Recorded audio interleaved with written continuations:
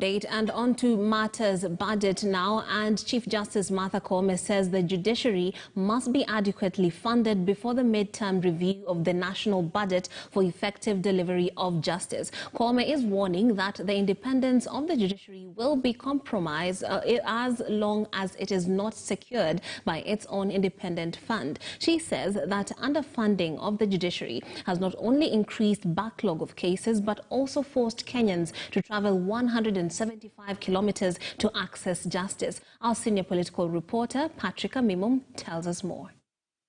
Funding for the judiciary in the national budget has been reducing under the Jubilee administration. In 2019-2020, judiciary was allocated 18.8 billion shillings. During the 2020-2021 financial year, judiciary was allocated 18.05 billion shillings, even as it faced a resource gap of 23.6 billion shillings.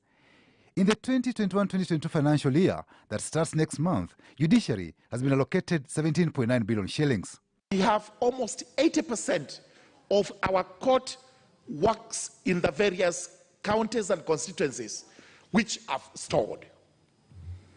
How then do we expect these courts to actually be completed, and after completion we will be able to receive justice services from such places if we are not allocating money? We have 36 other courts buildings that are almost complete but cannot be occupied because we have no money to complete those buildings. Kenyans travel an average of 175 kilometers to access justice. Chief Justice Martha Koome now wants the judiciary fund operationalized to comply with Article 173 of the Constitution.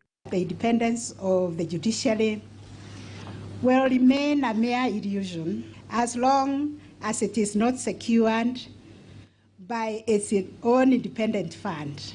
I'm requesting that even before the mid-year review of the national budget, the judiciary's budget should be fully funded, including activating the judiciary fund. Though wheels of justice turn slowly and in some cases grind exceedingly fine, inadequate funding has seen an increase in backlog of cases due to inability to hire staff. Accessing justice has become expensive. Some people have argued that the allocation given to judiciary compared to parliament is too way below expectation. At the moment, judiciary gets almost half of what parliament is getting. In the Environment and Land Court, we've all been told if you found a case today in 2021, you cannot get a hearing until 2024. In the Employment and Labor Relations Court, a single judge currently serving in this court in Kisumu County also serves 9 other neighboring counties. The World Bank project, Judiciary Performance Improvement Project, that largely supported 90% of the funding of capital projects in the development vote of the judiciary from financial year 2013 to 2014, ended in October 2020. Judiciary's day-to-day work cannot depend on donor funding, and I'm most grateful to the donors who have come in aid to support us, especially in training. Well, the Supreme Court building was built in 1931. It is the official seat of the Chief Justice, the Chief Registrar, and the Supreme Court. The building is also classified as a national monument under the Antiquities and Monuments Act.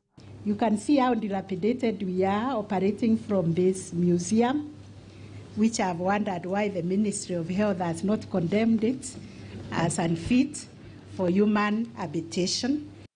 Patrick Amimo, KTN News. And still on budget, Amani National Congress leader Musalia Mudavadi has